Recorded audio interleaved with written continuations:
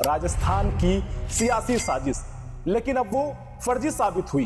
क्या वाकई में सरकार गिराने की साजिश थी सचिन पायलट के माध्यम से? ना सरकार गिर रही थी, ना सरकार कोई गिराना चाहता था। ये पूरी तरह से स्वरचित एक कहानी थी। क्या ऐसा हो सकता है कि प्रदेश अध्यक्ष से सरकार गिरा के खुद मुख्यमंत्री बनना चाहते हैं? तो गहलोत जी की तरफ से ये रिक्वेस्ट की गई आला कमान को कि मुझे एक बार आप मुख्यमंत्री बना दीजिए। विधायकों की खरीद फरोख्त हो रही थी। किसने खरीदा और कौन बिका, ये किसे पता है? कौन ये कह सकता है कि हाँ मुझे 35 करोड़ रुपए दिए थे?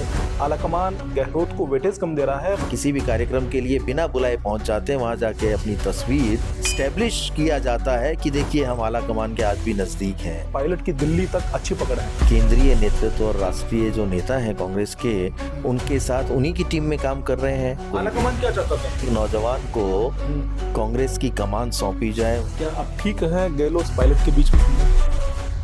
देखिए ये तो राजनीतिक रूप से दिखाए जाने वाले संबंध होते हैं और ये गहलोत साहब के लगातार उनके आवास पर भीड़ जुट रही है। हर किसी व्यक्ति से मिल रहे हैं। फोन करवा करवा के अपने कार्यालय से लोगों की भीड़ जुटाई जाती है। उसके कंधे पे यूं हाथ रखेंगे, उसे चाय पिलाएंगे साथ बिठा के। लोकेश शर्मा केवल गहलोत को टारगेट करते हैं। मैं जनता को हर बार ये बताता रहूंगा कि ये व्यक्ति वो नहीं है जो ये बताने की कोशिश कर रहे हैं कि धर्मेंद्र प्रधान, अमित शाह और गजेंद्र सिंह शेखावत मेरी सरकार गिराने की साजिश रच रहे थे। तो भाई उन सबूतों को सार्वजनिक करिए ना। लोग ये कह रहे हैं कि पता नहीं वो कांग्रेस पार्टी में है या नहीं।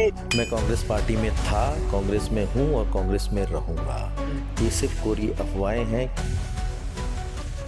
साल 2020 का एक मुद्दा देश भर में चर्चा का विषय रहा, राजस्थान की सियासी साजिश, लेकिन अब वो फर्जी साबित हुई। आपको बता दें, उस वक्त के सीएम अशोक गहलोत और सचिन पायलट के बीच सियासी संग्राम था और आपस में कांग्रेस पार्टी के दो गुट आमने सामने खड़े हुए थे।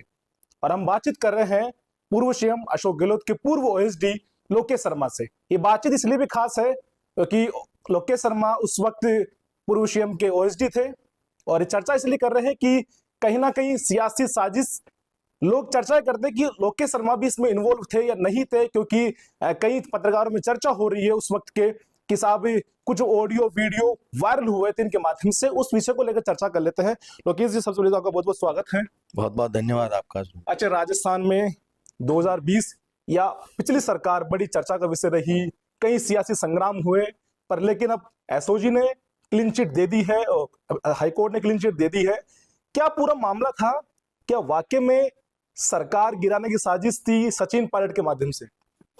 देखिए ये तो अब स्पष्ट हो ही चुका है। जैसे न्यायालय का निर्णय आया और जांच एजेंसियों ने जो रिपोर्ट सौंपी है उसमें बहुत क्लियरली ये मेंशन है कि ऐसी कोई साजिश नहीं रची गई। और यही बात मैं लगातार पहले दिन से कह रहा हूं कि राजस्थान में सरकार को गिराने की ना तो कोई साजिश थी, ना सरकार गिर रही थी, ना सरकार कोई गिराना चाहता था, ना किसी ने सरकार को गिराने के लिए एमएलएस की खरीद फरोख्त की बात की थी। ये एक षड्यंत्र था, सोचा समझा एक षड्यंत्र या साजिश कह सकते हैं कि तत्कालीन मुख्यमंत्री अशोक गहलोत को जो सबसे बड़ा डर था वो उस समय के उप मुख्यमंत्री सचिन पायलट से था। और जिस दिन उन्होंने शपथ ली थी उसी मंच से सचिन पायलट जी ने भी शपथ ली थी। तो पहले ही दिन से बड़े बेचैन और परेशान रहते थे कि कहीं ऐसा नहीं हो कि ये कभी भी राजस्थान का मुख्यमंत्री बन जाए, तो उसे कैसे रोका जाए। तो उसी के लिए ये साजिश पूरी की पूरी रची गई कि इतना बदनाम कर दिया जाए, इस तरीके से डैमेज कर दिया जाए कि कांग्रेस पार्टी इन्हें साथ लेकर नहीं चले। अच्छा। और आपको ये जानकर बड़ा अजीब लगेगा कि वो अपने उस एजेंडे में, अपने उस मकसद में पूरी तरह से कामयाब रहे। उन्होंने अपने प्रतिद्वंदी को, जिसे वो सबसे बड़ा दुश्मन समझते थे, उसे कांग्रेस पार्टी से बर्खास्त करवा दिया, उसे उप मुख्यमंत्री पद से बर्खास्त करवा दिया, कांग्रेस के प्रदेश अध्यक्ष पद से बर्खास्त करवा दिया। और मैंने अपने जीवन में किसी भी राजनेता को इतना बिलो द बेल्ट जाकर शब्दों का प्रयोग करते हुए नहीं सुना कि ये नाकारा है, निकम्मा है, ये इसकी रगड़ाई नहीं हुई है। और मतलब ऐसे ऐसे शब्द जो एक 30-35 साल तक राजस्थान की राजनीति करने वाले वरिष्ठ राजनेता के माध्यम से या उनके मुंह से निकले तो किसी को पचे नहीं थे वो, लेकिन उनका वो रूप जब लोगों ने देखा तो समझ में आ गया कि ये व्यक्ति अब वो नहीं रहा जिसे लोग अशोक गहलोत समझा करते थे। ये पूरी तरह से स्वार्थी व्यक्ति बन गया है, जो अपने आप को बनाए रखने के लिए या अपनी कुर्सी को बचाए रखने के लिए किसी भी हद तक पहुंच सकता है, और वही हुआ, वही किया उन्होंने। लोकेश जी, सचिन पायलट उस वक्त कांग्रेस के प्रदेश अध्यक्ष भी थे, डिप्टी सीएम भी थे, पर ये जो आप बता रहे कि क्योंकि हाईकोर्ट ने कहा कि वो फर्जी था, अच्छा ये पूरा घटनाक्रम क्यों रचा गया? आपने कहा कि साजिश थी, उसे बदनाम करने की कोशिश थी, क्या ऐसा हो सकता है कि प्रदेश अध्यक्ष से सरकार गिरा के खुद मुख्यमंत्री बनना चाहता है? इसलिए रचा गया क्योंकि जब राजस्थान में 2018 में विधानसभा चुनावों के परिणाम आए, उस वक्त बड़ी जद्दोजहद चल रही थी। सचिन पायलट जी क्योंकि कांग्रेस के प्रदेश अध्यक्ष थे, उनके साथ जनता का समर्थन था, विधायकों का समर्थन था, और जो नौजवान साथी थे उनकी भावनाएं थी कि जो व्यक्ति राजस्थान का प्रदेश अध्यक्ष रहा, जिसने मेहनत की, मेहनत इस सेंस में कि 2013 में कांग्रेस की सरकार चली गई और 2013 तक जो मुख्यमंत्री थे, तत्कालीन मुख्यमंत्री वो अशोक गहलोत थे। अशोक गहलोत जी के समय में कांग्रेस की अगर सिर्फ 21 सीटें आए, यानी 13 के परिणामों में हमारी सिर्फ 21 सीटें आई थी, उससे बड़ी शर्मनाक हार हमारी कभी हुई नहीं। तो जिस व्यक्ति के मेहनत से या जिस व्यक्ति के पूरे प्रदेश में कांग्रेस को नई ऊर्जा से संचारित करने के बाद अगर हम 21 से 100 तक पहुंचते हैं, तो भावनाएं तो मुझे लगता है उन्हीं के पक्ष में, आमजन की भी रही, कांग्रेस कार्यकर्ताओं की भी रही, और जो लोग उन्हें पसंद करते हैं उनकी भी रही। तो उस वक्त ये जो जानकारी आई थी, क्योंकि मैं तो इस पूरे के पूरे जो भी माहौल था उसमें स्वयं साक्षी रहा हूं हर चीज का, मुझे ये पता है कि अशोक गहलोत जी की तरफ से ये रिक्वेस्ट की गई आला कमान को कि मुझे एक बार आप मुख्यमंत्री बना दीजिए, उसके बाद आप जैसा कहेंगे मैं वैसा ही करूंगा, आप जो चाहेंगे मैं वही करूंगा।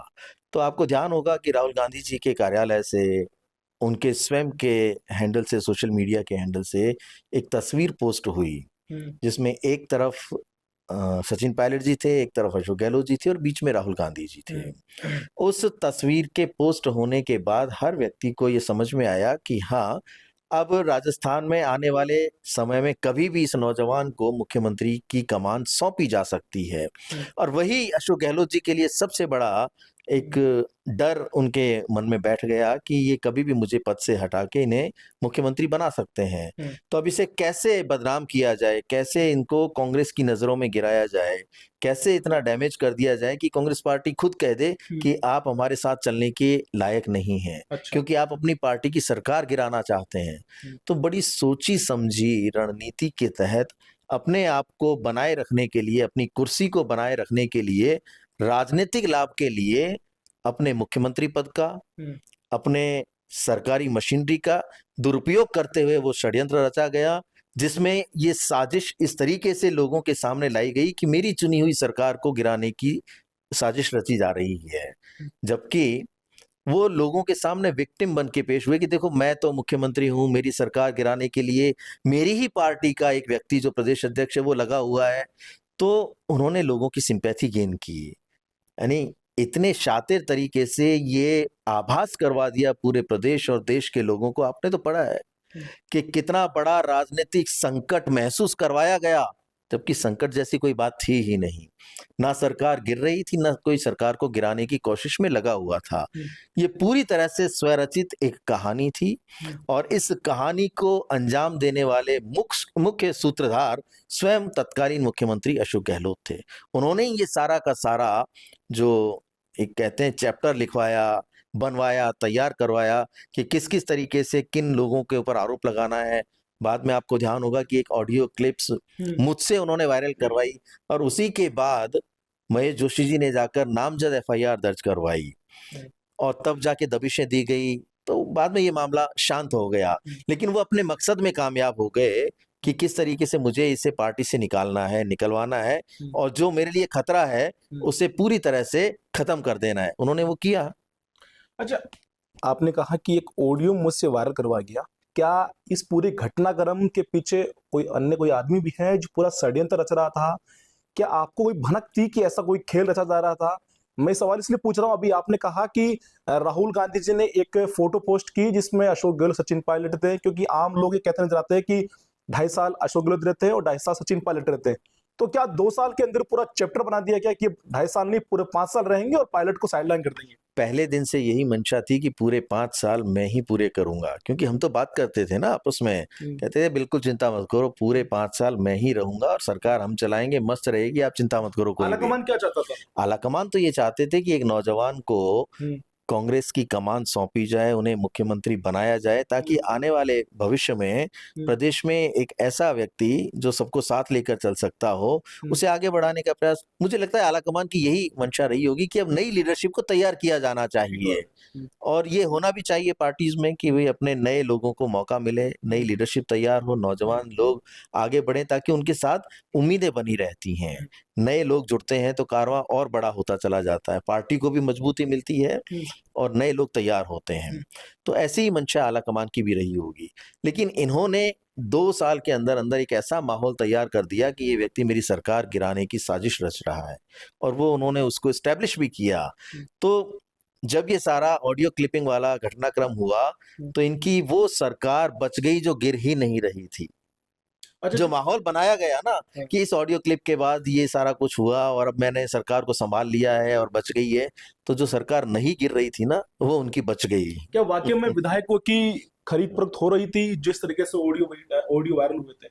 किसकी खरीद फरोख्त हुई? विधायकों की बोल रहे किसने खरीदा और कौन बिका, ये किसे पता है? कौन ये कह सकता है कि हाँ मुझे 35 करोड़ रुपए दिए थे, मुझे 25 करोड़ रुपए दिए थे? क्योंकि अशोक गहलोत जी ने बार बार आरोप लगाया कि गृह मंत्री, जो आज के गृह मंत्री हैं, अमित शाह, धर्मेंद्र प्रधान और गजेंद्र सिंह शेखावत जो उस वक्त केंद्रीय मंत्री थे, कि ये सब लोग मेरी सरकार को गिराने की साजिश रच रहे हैं, इनके साथ सचिन पायलट मिले हुए हैं। ये सब लिखके विधायकों को 30-30 करोड़, 35-35 करोड़, किसी को 60 करोड़, कितना इतना इतना ऑफर दे रहे हैं कि हम आपको इतने पैसे देंगे, आप हमारे साथ शामिल हो जाइए। कौन विधायक बिका भाई? कौन आपको छोड़ के गया? जो लोग उस वक्त साथ थे वो आज भी कांग्रेस में हैं।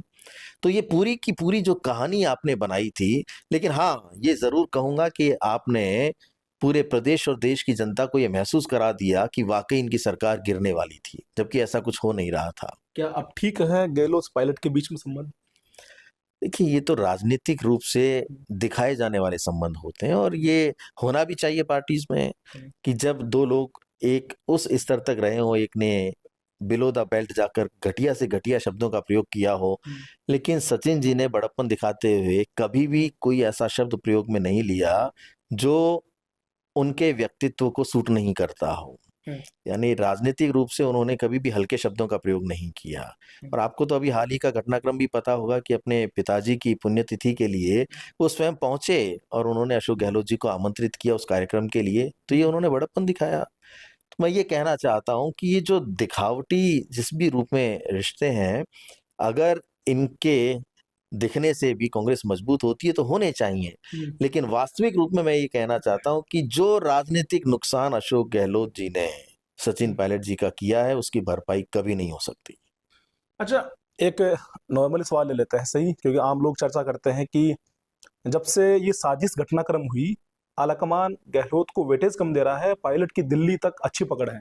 देखिए, वो तो जब राष्ट्रीय कांग्रेस के महासचिव हैं तो बहुत सामान्य सी बात है कि केंद्रीय नेतृत्व और राष्ट्रीय जो नेता हैं कांग्रेस के, उनके साथ उन्हीं की टीम में काम कर रहे हैं। राष्ट्रीय कांग्रेस के साथ आप जनरल सेक्रेटरी, महासचिव के रूप में और छत्तीसगढ़ के प्रभारी के रूप में काम कर रहे हैं, तो आपको निश्चित रूप से वहाँ उसी पद के अनुरूप आपको सम्मान भी मिलता है, आपको सहयोग भी मिलता है, वो सारी चीजें हो रही हैं और आप उन सबके साथ मिलकर काम कर रहे हैं। जहां तक बात है गहलोत जी की, तो ये सही है और ये बिल्कुल 100% इसमें सत्यता है कि जब से ये बात उजागर हुई है कि इन्होंने आलाकमान को धोखा दिया, उनके साथ विश्वासघात किया, उनकी पीठ में छुरा घोंपा, उसके बाद से ये आलाकमान की नजरों से उतर चुके हैं। इन्हें कहीं कोई समय नहीं मिल रहा है, बस जाते हैं किसी भी कार्यक्रम के लिए बिना बुलाए पहुंच जाते हैं, वहां जाके अपनी तस्वीर, पता नहीं जो भी लोग इनके साथ रहते होंगे वो एक फोटो उस इवेंट की या उस पल की ले लेते हैं जिसमें ये स्टैब्लिश किया जाता है कि देखिए हम आला कमान के आज भी नजदीक हैं। अब कहीं भी आप किसी के बगल में खड़े होके फोटो खिंचवा लें और बाद में उसको इस तरीके से अपनी टीम से प्रचारित करवाएं कि नहीं नहीं मैं तो अभी भी इनके विश्वास पात्रों में हूं, तो ये तो आने वाला समय बता ही देगा कि कौन कितना विश्वास पात्र है और कितना नहीं है। अभी राजस्थान की राजनीति में कई गुल खिलने वाले हैं। अच्छा। आप देखेंगे कि भविष्य में जो लोग ये दावा करते थे, जो ये कहते थे कि कांग्रेस हमारी जेब में है और हम ही कांग्रेस को लेकर आगे बढ़ रहे हैं, हमारे अलावा कोई नहीं कांग्रेस को चला सकता, उन्हीं को घर बिठाया जाएगा। आपने तो खुद ने स्वयं ने सुन ही लिया आला कमान हमारे राहुल गांधी जी के वक्तव्य कि अब वही आगे बढ़ेगा जो लंगड़ा घोड़ा सब जिसमें क्षमता होगी और जो कैपेबल होगा, जो मठाधीश बनकर जिनकी उम्र हो गई है, जिन्होंने सुख भोग लिया, सत्ता का सुख भोग लिया और जिन्होंने पार्टी को वापस कुछ नहीं दिया। देखिए इससे बड़ा दुर्भाग्य कांग्रेस पार्टी का और इस राजस्थान प्रदेश का क्या होगा कि जो व्यक्ति ये दावा करता है कि मुझसे अच्छी सरकार कोई नहीं दे सकता, मैंने इतनी अच्छी अच्छी योजनाएं चलाई, लोगों को मैंने फायदा दिया, निश्चित रूप से योजनाएं अच्छी रही होंगी, लेकिन आपके कार्यकाल के बाद मैं सफल आपको राजनीतिक रूप से तब समझता जब आप कांग्रेस सरकार की वापसी करवा पाते। 3 बार आपको आला कमान ने और कांग्रेस पार्टी ने मौका दिया, तीनों ही बार आप कांग्रेस की वापसी नहीं करवा पाए, क्योंकि आपने कभी कांग्रेस का भला नहीं चाहा, आपने स्वयं अपना भला चाहा। आप मुख्यमंत्री बनना चाहते थे और आपने तीनों बार 5-5 साल का टेन्योर पूरा किया, लेकिन कांग्रेस को बदले में कभी कुछ नहीं दे पाए। आपने कांग्रेस से लिया ही लिया, दिया कुछ नहीं। तो एक ऐसा व्यक्ति, अब मुझे लगता है कि अब उन्हें आराम करना चाहिए और नए लोगों को, नए नौजवानों को जो पूरी ऊर्जा के साथ कांग्रेस के लिए काम करना चाहते हैं, प्रदेश में कांग्रेस को मजबूत करना चाहते हैं, लोगों की आशाओं और आकांक्षाओं पर खरा उतरना चाहते हैं, उन लोगों को अवसर मिलना चाहिए। गहलोत साहब के लगातार उनके आवास पर भीड़ जुट रही है, हर किसी व्यक्ति से मिल रहे हैं। लोग ये कह रहे हैं कि उन्होंने अब जनता के लिए द्वार खोल दिए हैं और वो कहीं भी जा रहे हैं, कहीं वीडियोस आते हैं कि वो ट्रेन से सफर कर रहे हैं, लोगों के बीच जा रहे हैं, मजाक मस्ती कर रहे हैं, चाय पी रहे हैं। क्या लग रहा है कि वापस सरकार बदलने की शुरुआत कर दी उन्होंने?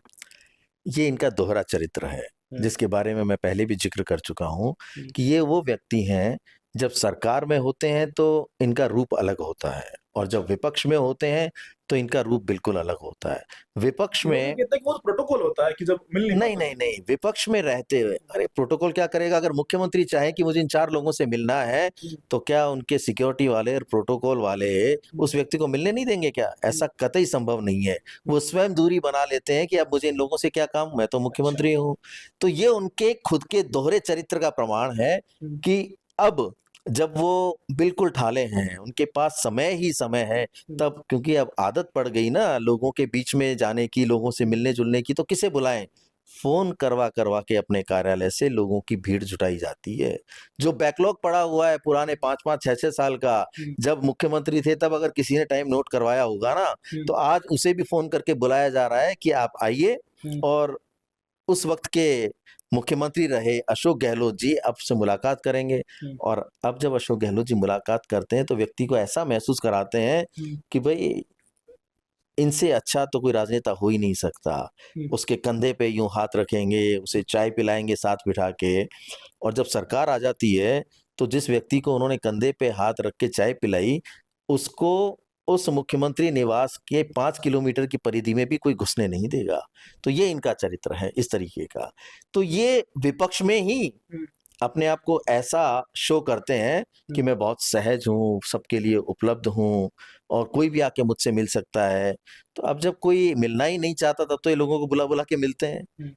तो ये इनका एक पैटर्न रहा है कि विपक्ष में ये बहुत अच्छे नेता बन जाते हैं और सरकार आते ही अपने ही उन लोगों से, जिन लोगों ने इन्हें यहाँ तक पहुंचाया, उन तक को पहचानने से इनकार कर देते हैं। विपक्ष में भी वो जो सत्ता में थे, वो जो जननायक थे, काफी भीड़ जुटती थी। आपने कहा कि विपक्ष में लोगों से मिल रहे हैं, पर लोग कहते हैं कि हमारे लिए जननायक थे तब भी मिल पाते थे लोगों से। उनकी जब कुछ भी होता था पांडाल, वहां काफी भीड़ जुटती थी। वो तो जनसुनवाई का कार्यक्रम होता था। जनसुनवाई में तो हर व्यक्ति जो परेशान है आज की तारीख में, वो ये चाहेगा कि अगर मुझे मुख्यमंत्री निवास पहुंचने का अवसर प्राप्त हो रहा है और जनसुनवाई में हमारी सुनवाई स्वयं मुख्यमंत्री करेंगे, तो भीड़ तो जुटती ही है ना। भीड़ तो जुटती ही है। या फिर अगर कोई कांग्रेस का कार्यक्रम होगा तो वहाँ कांग्रेस की विचारधारा वाले तमाम लोग वहाँ पहुंचते हैं, तो वो भीड़ जुटती है। और जिस जननायक शब्द का आपने प्रयोग किया, तो मैं आपको स्पष्ट कर देना चाहता हूँ कि वो शब्द हमारा दिया हुआ है। जननायक जो शब्द है उसका प्रयोग हमने सोशल मीडिया पर इन्हें एक ब्रांड बनाने के लिए उसकी शुरुआत हमने की। जननायक शब्द हमारा दिया हुआ है और हमने उसे इतना बड़ा बना दिया कि ये जननायक के रूप में प्रचारित प्रसारित हुए और वो एक ब्रांड बन गए कि ये राजस्थान प्रदेश के जननायक हैं। तो ये तो हम लोगों की एक टैक्टिस थी, एक मार्केटिंग थी इनके लिए, जो हमने किया और जननायक बना दिया। लेकिन वास्तव में जो लोग इनके आसपास रहते हैं वो इन्हें बता सकते हैं, इनके बारे में बता सकते हैं, जैसे कि मैं बहुत कुछ जानता हूं और मैं प्रयास करता हूं कि जो सच्चाई है, जितनी तरह की भ्रांतियां इनको लेकर प्रदेश की जनता और आम जन में है, उसे कम से कम दूर किए जाने का समय आ गया है। ये जिस तरह से दिखते हैं, जो अपने आप को लोगों के सामने पेश करते हैं, ये वास्तव में वो नहीं है। एक जितने सौम्य और शालीनता का ये व्यवहार करते हैं, मैं आपको उदाहरण देना चाहता हूं कि अगर जो व्यक्ति इन्हें नुकसान पहुंचा सकता है और इन्हें ये आभास हो जाए कि इस व्यक्ति से मुझे कोई नुकसान होगा, तो उनके लिए उससे बड़ा कोई दुश्मन नहीं होता। और वो हमेशा इस ताक में रहते हैं कि जब भी मौका मिलेगा सबसे पहले उसे ही पूरे तरीके से ठिकाने लगाना है। अच्छा, इस तरीके का इनका नेचर रहा है। एक अंतिम सवाल ले लेंगे सर। लोग ये कहते हैं कि लोकेश शर्मा केवल गहलोत को टारगेट करते हैं, उनका टारगेट करना गहलोत रह गया है। वो ना कभी सत्ता पक्ष को टारगेट करते हैं, मतलब बीजेपी को, और ना किसी अन्य मुद्दे पर बात करते हैं। उनके पास एक ही मुद्दा है कि गहलोत को टारगेट करके पॉपुलरिटी पाया जाए। मुझे पॉपुलैरिटी की क्या आवश्यकता है? जहां तक आपने बात कही कि गहलोत को टारगेट करते हैं, तो ये तो सर्वविदित सत्य है कि मैं अपनी पार्टी के लिए काम कर रहा हूँ, कांग्रेस पार्टी के लिए काम कर रहा हूँ। मैंने हमेशा हमारी पार्टी की रीति नीतियों को आगे बढ़ाने के लिए और उनके चलाए जा रहे कार्यक्रमों में उनको सहयोग करने के लिए जो भी मुझसे हो पाता है, चाहे डिजिटल मीडिया पे हो, सोशल मीडिया पे हो, या जहां भी मेरी भूमिका हो सकती है, मैं लगातार कांग्रेस पार्टी के रूप में आज भी काम कर रहा हूं। रही बात सत्ता पक्ष की, तो कोई ऐसा मुद्दा नहीं है जिसपे मैं सीधे मुख्यमंत्री को टारगेट नहीं करता। वर्तमान मुख्यमंत्री को मैं उन्हें टैग करके, मेंशन करके उन्हें याद दिलाता हूं कि आपने युवाओं से क्या वादा किया था, प्रदेश की जनता से क्या वादा किया था। आपने जब चुनाव हो रहे थे तो जो बड़े बड़े होर्डिंग्स लगाए थे कि नहीं सहेगा राजस्थान, अब तो हर चीज में सिर्फ सहेगा राजस्थान हो रहा है। कोई मुद्दा ऐसा नहीं है प्रदेश में जो, चाहे वो लॉ एंड ऑर्डर का हो, महिलाओं से संबंधित सुरक्षा का मुद्दा हो, हमारे युवाओं और बेरोजगारी का मुद्दा हो, पेपर लीक का सबसे बड़ा मुद्दा कि आपने युवाओं को भरोसा दिलाया था कि जो लोग भी इसमें शामिल हैं, उन बड़े मगरमच्छों को भी हम पकड़ेंगे, उन्हें भी, उनके ऊपर भी कार्रवाई करेंगे। तो सारी कोरी बातें ही रही। 2 साल होने को आए और सरकार की तरफ से ऐसा कोई कदम नहीं उठाया गया जिससे कि जो वादे उन्होंने किए थे वो कहीं ना कहीं पूरे होते हुए नजर आ रहे हों। तो आप उठा के देख लीजिए, आप मेरे सोशल प्लेटफॉर्म्स को अगर आप चेक करेंगे तो आप उसमें बहुत आसानी से ये देख पाएंगे कि कोई दिन ऐसा नहीं जाता जब प्रदेश की सरकार द्वारा जो भी काम हो रहे हैं और उससे जो जनमानस को जो परेशानियां हो रही हैं, जो उनके वादे थे, जो उन्होंने भरोसा दिलाया था, वो अगर उनके विपरीत जा रहे हैं, वो खरे नहीं उतर रहे हैं, और जो कुछ भी मुद्दे जनहित के हैं उन सब को लेकर मैं मुखरता से प्रदेश की सरकार को बार बार याद दिलाता हूं कि आपको ये नहीं करना है। और हम क्योंकि विपक्ष हैं और विपक्ष का ये धर्म बनता है कि वो याद दिलाए, वो क्रिटिसाइज करे उन सभी कामों को जो जनहित में नहीं हो रहे हैं। तो मैं लगातार वो काम कर रहा हूँ। दूसरी बात रही हमारी कांग्रेस पार्टी की, तो हर उस गतिविधि को जो कांग्रेस से संबंधित है, मैं उसके लिए हमेशा तैयार रहता हूँ। और आप चाहे जब भी आप विजिट करेंगे, मेरे प्लेटफॉर्म्स को देखेंगे, मैंने हमेशा उनके समर्थन में ही चीज़ों को आगे बढ़ाया। जो एक पहला आपका एक शब्द था कि आप अशोक गहलोत को टारगेट करते हो, ये मेरी कोई ऐसी मंशा कभी नहीं रही थी और ना मैं ये चाहता हूं कि व्यक्तिगत रूप से मैं उन्हें टारगेट करूं। आप देखेंगे कि मेरा हमेशा प्रत्युत्तर होता है। मैं अटैक नहीं करता, मैं रिस्पॉन्ड करता हूं। जैसे ही वो कोई ऐसी चीज लिखेंगे, चाहे वो अपने ट्विटर पे लिखें, फेसबुक पे लिखें, जिसमें वो गलत तथ्यों की बात कर रहे हैं, गलत जानकारी दे रहे हैं, भ्रामक तरीके से जनता को बहकाने का काम कर रहे हैं और अपने आप को सही साबित करने की कोशिश कर रहे हैं, ऐसी हर जगह पर मैं उनका विरोध करता हूं। मैं उन्हें कहता हूं कि आप सच छुपा रहे हैं। आप बार-बार आरोप लगाते हैं कि भाई मेरे पास सबूत हैं कि धर्मेंद्र प्रधान, अमित शाह और गजेंद्र सिंह शेखावत मेरी सरकार गिराने की साजिश रच रहे थे। तो भई उन सबूतों को सार्वजनिक करिए ना। जो लोग ये कहते हैं कि आपने फर्जी साजिश रची, आपने ये पूरा जो भी प्रकरण था वो आपकी तरफ से फर्जी रचा गया था, उनके मुँह बंद हो जाएँगे। लेकिन आपके पास ना तो कोई सबूत हैं, ना कोई तथ्य है, ना सत्य है।